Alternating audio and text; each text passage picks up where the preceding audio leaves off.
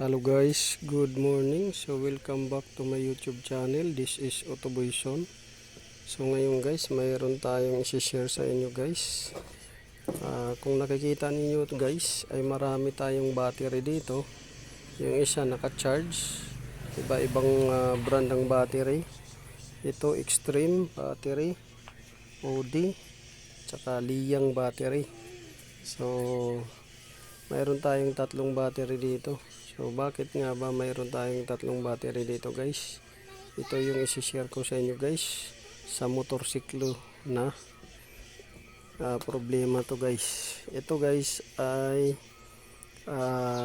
regulator o rectifier ng Yamaha MIUI. Ito. So mayroon din tayo dito sa ito Honda CB 125. So regulator din yan. So marami pang klase-klaseng regulator guys. So yan yung i-share na ko sa inyo kung bakit marami tayong battery at mayroon tayong regulator. So sundan nyo lang guys ang video na to. Sa mga bago pa lang sa channel ko, so manood kayo at huwag kalimutan mag-subscribe, like, share na rin sa ating YouTube channel Otoboyson at FB page Otoboyson, Otoboys Garage, Ubicworks TV. Yun yung page natin. So ito na yung guys.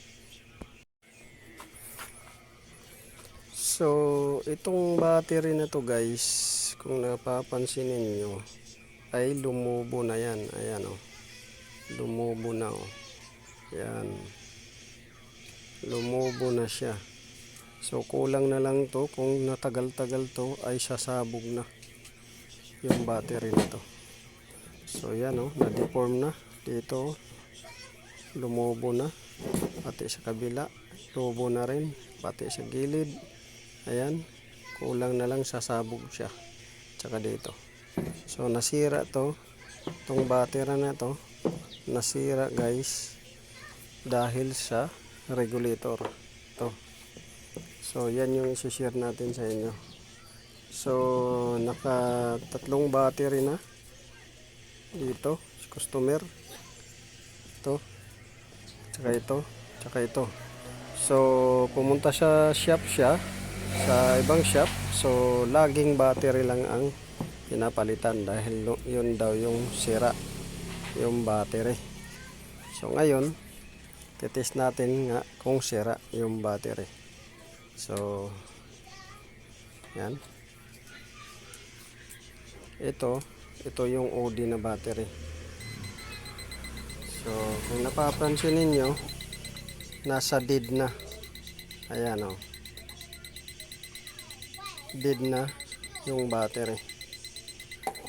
So yan, sira na tong battery na to. So ito yung pinakauna niyang battery guys, unang battery niya. So ngayon sumunod ito. So salangan din natin ng kung sira din. So dito naka-indicate dead battery pa rin. So 3 volts, yung kanina 6 volts down to 5. So ito 3 volts. So dead na siya. So dapat kung good dito yan. At kung nagcha-charge siya pero low bat lang, nasa low or medium. Pero ito sa case na to, ito ay sira na battery. So yan, sira. So dito naman tayo sa isa na naka-charge. So dito naka-charge yan siya. So bunutin muna natin pansamantala. Yan, bunutin natin.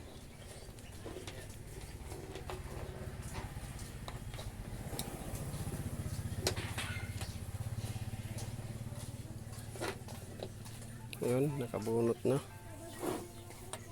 So check natin So yan, dead pa rin siya. Tapos mabilis mag-discharge. Ayan, nagluloko na siya. Kanina pa yan guys, chinarge natin. Pero yan lang yung voltage niya. Yan, dead pa rin. So ngayon, ano ba yung nagiging dahilan nito guys kung bakit dead battery siya? Itong tatlo na to, bakit sinira niya tong tatlo na to? Itong tatlo na tong battery, bakit sinira niya? So ito yung guys, dahil dito sa regulator or rectifier. Ito yung dahilan. So itong rectifier na to ay sunog na. Sunog na yung positive niya. Ito sa kabila. So sunog na yung internal niya. Ito.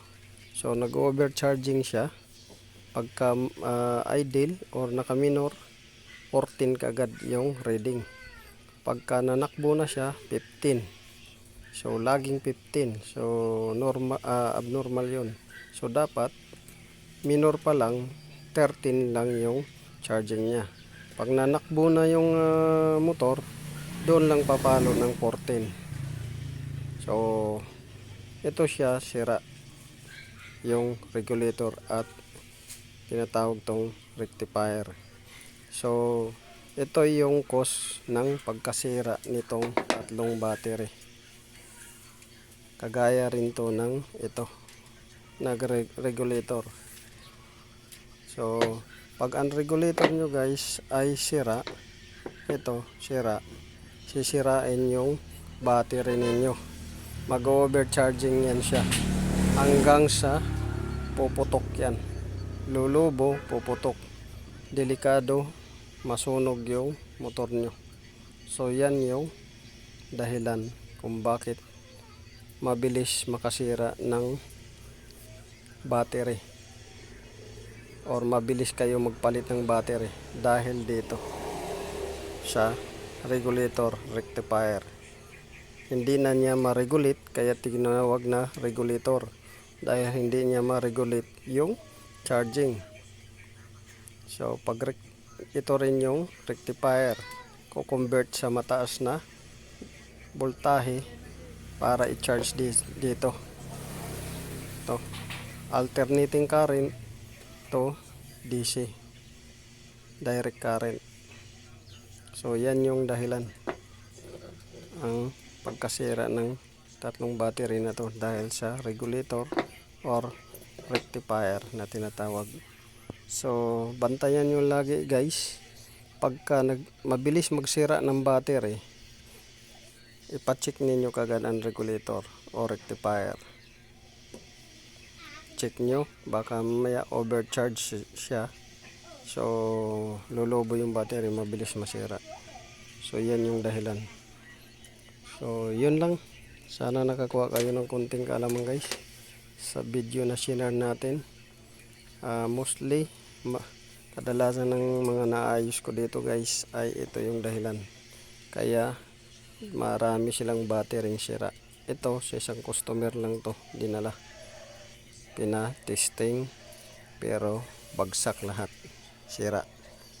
So ngayon pinalitan natin ng ganito, regulator rectifier. Tapos pinalitan natin battery. So okay na yung charging. Idle 13.2 to 13.6 habang tumatakbo or naka-revolusyon 14.2 14.8. Okay yung charging na yan. Wag lang 15.6 pataas or 15.2, mag-overcharge yan, mainit na yung battery niyan. So yun, this is Autoboyson. Sana nakakuha kayo ng konting kalaman guys. Maraming salamat. God bless you.